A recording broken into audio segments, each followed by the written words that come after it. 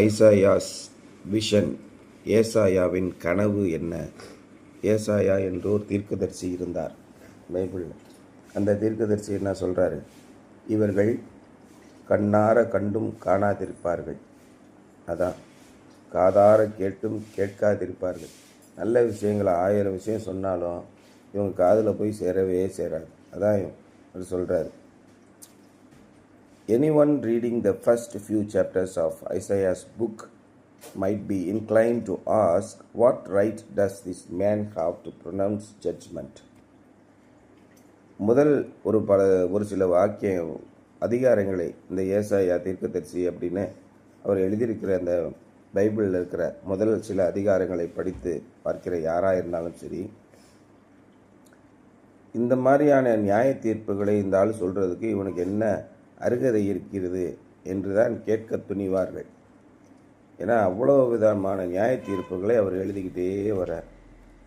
முதல்ல ஒரு 15-25 வசனம் அதிகாரம் வரைக்கும் நியாய தீர்ப்புகளை குறித்தே அவர் எழுதியிருப்பார், தண்டனையை குறித்தே எழுதியிருப்பார். பின்னாடி இருக்கிற அதிகாரங்கள் பூரா ஆசீர்வாதத்தை குறித்தே எழுதியிருக்கும். அதனால் நிறைய பேர் ஏசாயா தீர்க்கதரிசி புஸ்தகத்தை படிக்க ஆரம்பித்தாங்கன்னா முதல் 30 அதிகாரங்களை படிக்க மாட்டாங்க.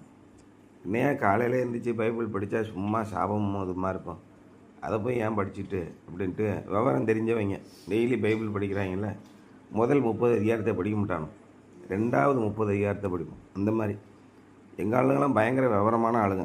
ஆசீர்வாதமாக கிடைக்கிற வசனத்தை மட்டும்தான் வைப்பாங்க. காலையில் தூங்கி எழுந்தோடனே இது என்னங்க இது மாதிரி வசனமெல்லாம் போய் படிச்சுக்கிட்டு அப்படின்னு நினைப்பாங்க. அவங்க என்ன சொல்ல வராங்கன்னா, இந்த ஆள் எதுக்கு ஏன் நியாய தீர்ப்பை பற்றிலாம் பேசுகிறான்? ஆண்டவரே இரக்கமுள்ளவராக இருக்கார், இந்த ஆள் குறுக்க பிரச்சனை எல்லாம் பண்ணிக்கிட்டு இருக்காரு அப்படின்னு நினைப்பாங்க. The answer is found in chapter 6. இதற்கான பதில் 6வது அதிகாரத்தில் இருக்கிறது. Isaiah's account of his call to ministry. அவரை எதற்காக ஊழியத்திற்கு இறைவன் அழைத்தார்? இறைவனுடைய பணியை செய்வதற்காக எதற்காக இறைவன் அவரை அழைத்தார்? Before he announced any woes on others, he first confessed his own sin. அவர் மற்றவர்களுடைய பாவங்களை அறிக்கையிடுவதற்கு முன்பாக, எல்லாரிடத்திலும் சொல்வதற்கு பதிலாக தன்னுடைய பாவங்களை முதலில் அவர் அறிக்கை செய்தார். நான் எவ்விதமாக இறைவனுக்கு விரோதமாக சென்றேன், நான் ஏன் இப்படி கீழ்ப்படியாமல் போனேன் என்பதை குறித்து அவர் முதலில் சொல்லிவிடுகிறார்.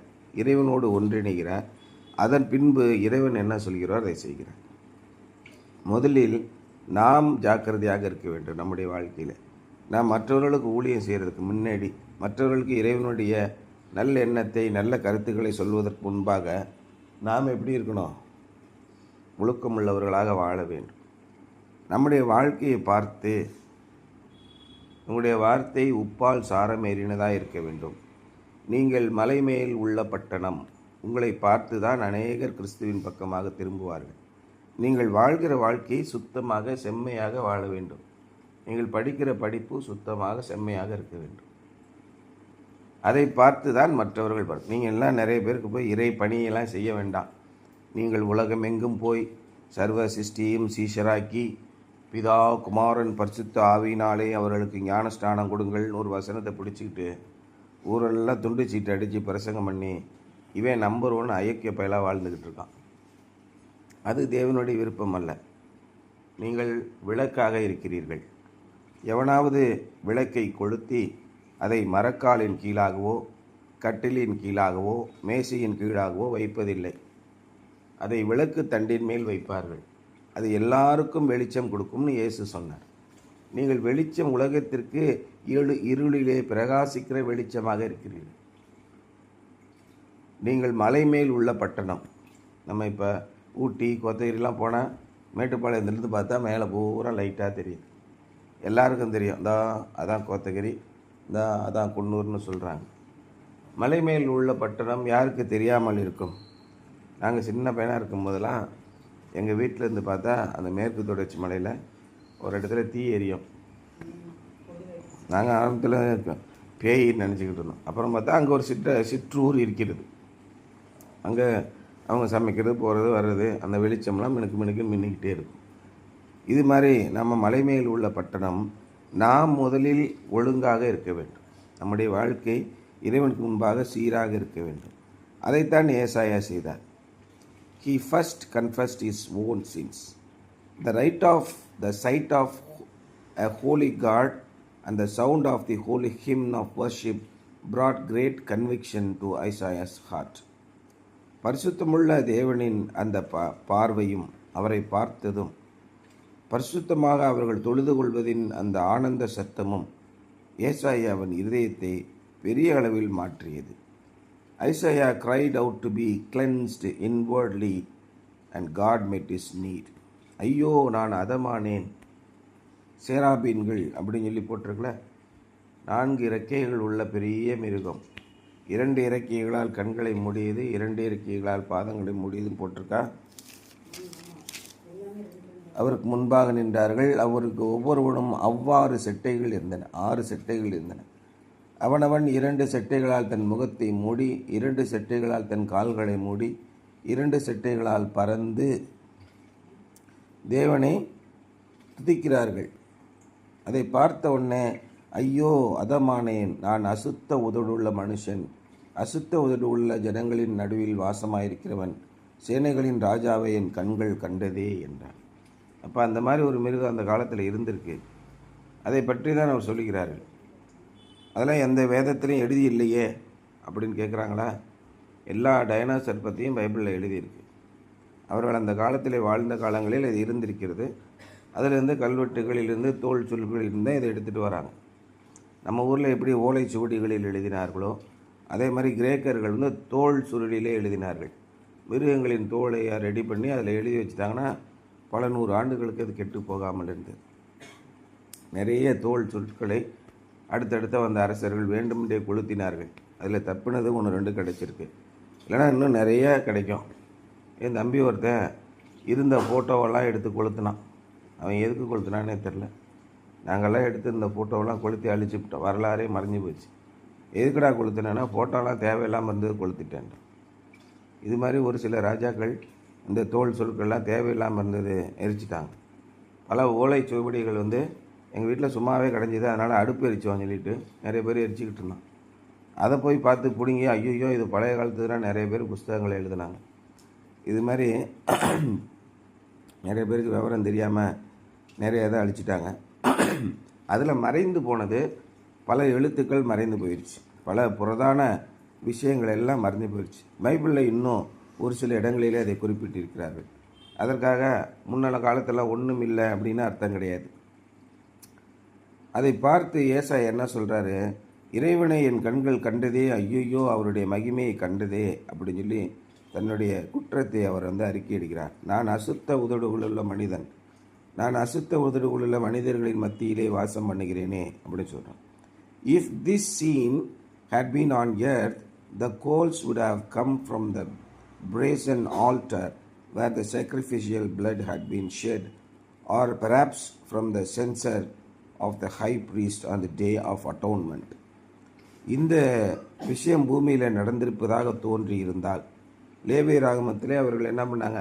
ஒரு ஆல்டர், ஒரு பலிபீட மேடை கட்டினார்கள். அதில் தான் பலி கொடுப்பார்கள். அந்த காலத்தில் கூடாரவாசிகளாக இருந்தார்கள் இஸ்ரவேலர்கள். அவர்களுக்கு சொந்த நாடு கிடையாது. போகிற இடத்துலலாம் ஒரு மேடை கட்டி அதில் ஆடுகளையும் மாடுகளையும் பலி கொடுப்பார்கள். இதான் அவருடைய வசனம். இதான் இந்தியாவிலே வந்தேரிகளின் வாழ்க்கை வரலாறு.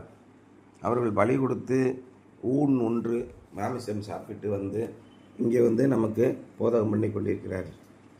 இஸ்ரேல் மக்களுடைய வாழ்க்கை வரலாறு நீங்கள் ஃபுல்லாக படிச்சிங்கன்னா அவனுங்களை மாதிரி நம்பர் 1 அயோக்கிய பயலுவை அவனுமே இருக்க முடியும். எவ்வளவோ நல்ல காரியங்களை இறைவனிடமிருந்து பெற்றும் மிகவும் கேடுகட்டவர்களாக இருந்தார்கள். தங்களுடைய வாழ்க்கையை தாங்களே சீர்தூக்கி பார்க்கவில்லை. அப்படிப்பட்ட மோசமான மக்கள் மத்தியிலே ஏசாயா வாழ்ந்தார். Isaiah's cleansing came by blood and fire, and the word of the Lord verified it. அப்பொழுது ஒருவன் நீ போய் அவர் என்ன பண்ணுறான்? அதனால் என் வாயை தொட்டு, அப்பொழுது சேராபின்களின் ஒருவன் பலிபீடத்திலிருந்து தன் கையிலே பிடித்த குரட்டால் ஒரு நெருப்பு தழலை எடுத்து என்னிடத்தில் பறந்து அதனால் என் வாயை தொட்டு, இதோ இது உன் உதடுகளை தொட்டதினால் உன் அக்கிரமம் நீங்கி உன் பாவம் நிவர்த்தியானது என்றார். அங்கேதான் ஏசாயா தீர்க்கதரிசி தன்னுடைய பாவ கட்டுகளிலிருந்து விடுதலை அடைகிறான். Before we can minister to others, மற்றவர்களுக்கு நாம் தேவனுடைய வார்த்தையை சொல்வதற்கு முன்பாக, இறை பணியை செய்வதற்கு முன்பாக என்ன சொல்கிறாரு?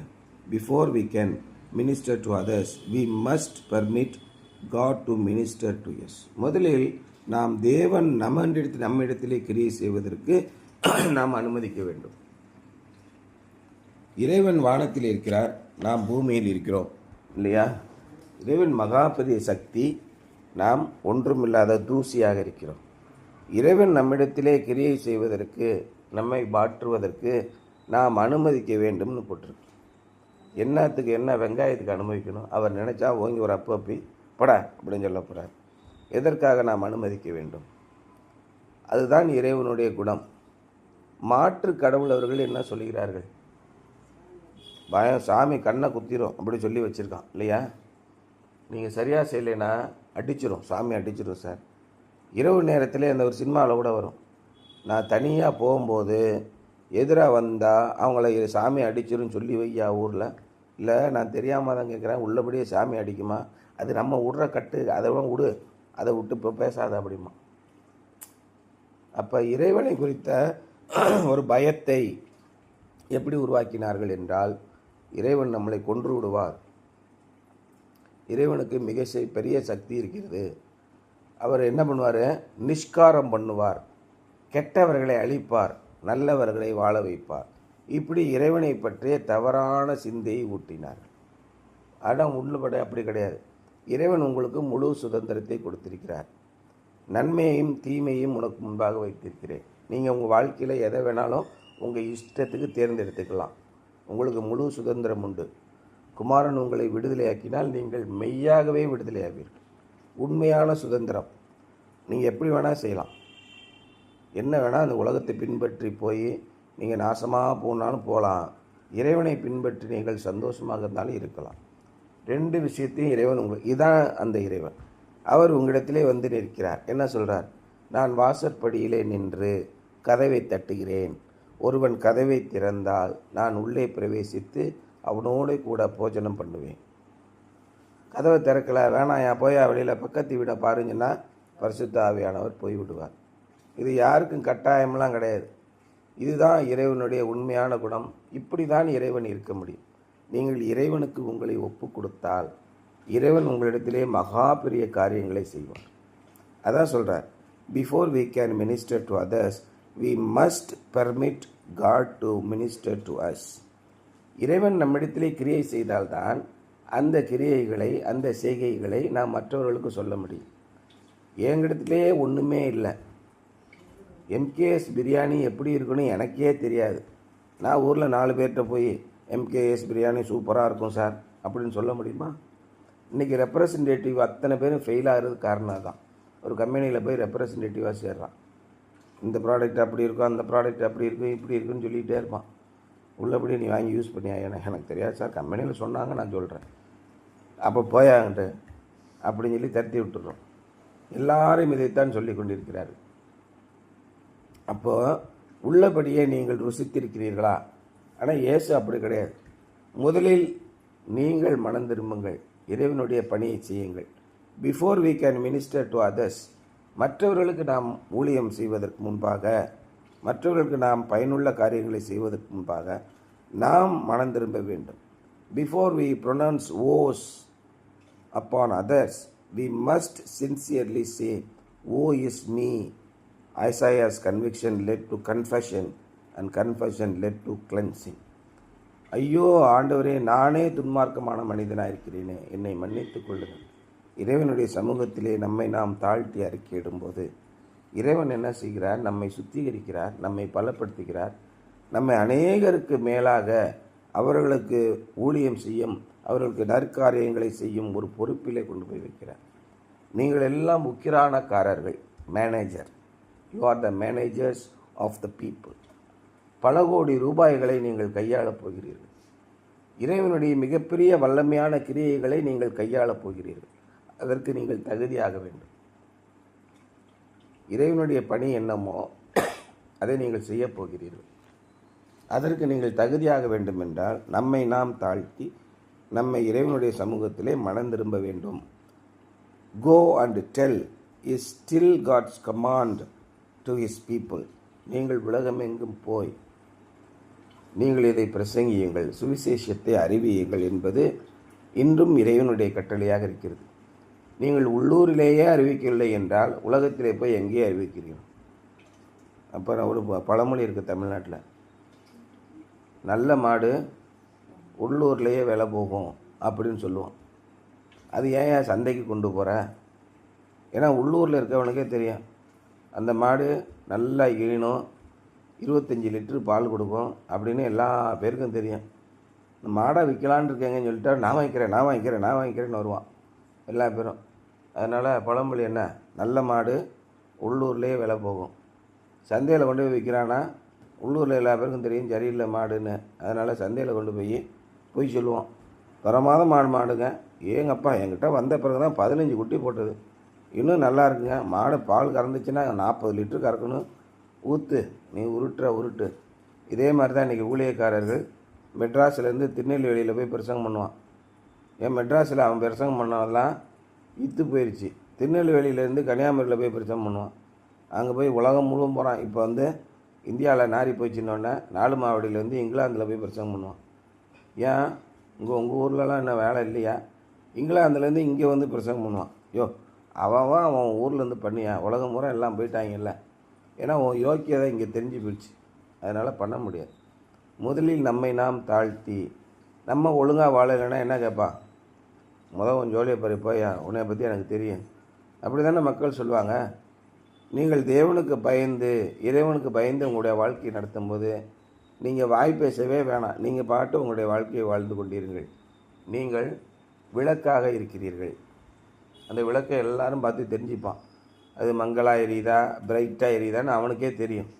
நீங்கள் மலைமேல் உள்ள பட்டணம், நீங்கள் உப்பால் சாரமேறினவர்களாக இருக்கிறீர்கள்.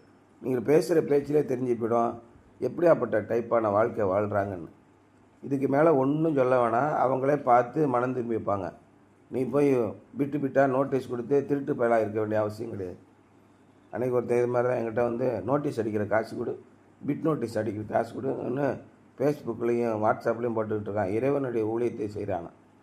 அதுக்கப்புறம் இறைவன் 2 காலையும் காலி பண்ணிட்டாரு, போய் படுத்துக்கிட்டான். என்னென்ன போலித்தனமான வேலைகளை செய்யணும்னு நினைக்கிறாங்களோ இறைவனுடைய கோபாக்கினை அங்கேயே வருகிறது. பொய்யா ஏமாற்றி அநேக குடும்பங்களை தெருவில் இழுத்து விடுகிறார்கள். அவருடைய நோக்கம் எல்லாம் அநேக ஆத்துமாக்களை ஆதாயம் செய்யணும் போகிறான். தன்னுடைய வாழ்க்கையை எதுவுமே இழந்து போய் விடுகிறார்கள். ஒருத்தன் கூட யோக்கியனா இல்லை. இறைவனுடைய பிரசங்கத்தை செய்கிறவர்கள் ஒருவர் கூட யோக்கியனா இல்லை. ஒருத்தன் கூட ஆசீர்வதிக்கப்பட்டும் இல்லை. கடைசி வரைக்கும் ஆசீர்வதிக்கப்படாமலே போகிறார்கள். ஏன் தாவீது ராஜா மாதிரி இல்லை? தாவீது ராஜா ஊழியம் பண்ணலையா? அரசனா இல்லையா? யாக்கோபு ஊழியம் பண்ணலையா? அரசனா இல்லையா? என்ன பண்ணாங்க? தங்களுடைய வாழ்க்கையை சுத்திகரித்து கொண்டார். தங்களுடைய வாழ்க்கையிலே நேர்மையானதை செய்தார்கள். தனிப்பட்ட விதத்திலே ஒழுக்கமான வாழ்க்கையை வாழ்ந்தார்கள். தனிப்பட்ட விதத்திலே இறைவனுக்கு முன்பாக உண்மையாக இருந்தார்கள். இதுதான் முதலில் முக்கியம். நீங்கள் அடுத்தவங்களுக்கு போய் இயேசுவை பற்றிலாம் சொல்லாதீங்க. நீங்கள் ஒழுங்காக வாழுங்க. உங்களை பார்த்து மற்றவர்கள் தெரிந்து கொள்ள வேண்டும். இதுதான் ரொம்ப முக்கியம். நீ போய் உன்னுடைய வேலை செய்ப்போ, உன் விதையை எடுத்து வயலிலே போடு, அதுவோ இதுவோ ஏதோ ஒன்று நடக்கும், நீ உன்னுடைய வாழ்க்கையை பார்த்துக்கொள் அப்படின்றதான் ஏசாயா. அதுதான் அவருடைய கனவு. Go and tell is still God's command to his people. He is waiting for us to reply, here I am, send me. அப்போ நீங்கள் ஆண்டவரே நான் இருக்கிறேன், நான் பரிசுத்தமான வாழ்க்கை உமக்காக வாழ விரும்புகிறேன் என்று அனுமதித்தால் தேவன் உங்களை பரிசுத்தமானவராக மாற்றுவார். Something to ponder. Are you willing to say here I am, send me, why or why not? இறைவன் உங்களை அழைத்தால் ஆண்டவரே உமக்காக நான் கீழ்ப்படிந்து நடக்கிறேன் என்று சொல்வீர்களா? அப்படி என்றால் ஏன் சொல்வீர்கள்? அப்படி இல்லை என்றால் ஏன் சொல்ல மாட்டீர்கள் என்று சிந்தித்து பாருங்கள். இறைவனுடைய பணியை செய்வதற்கு நீங்கள் தயாராக இருக்கிறீர்களா?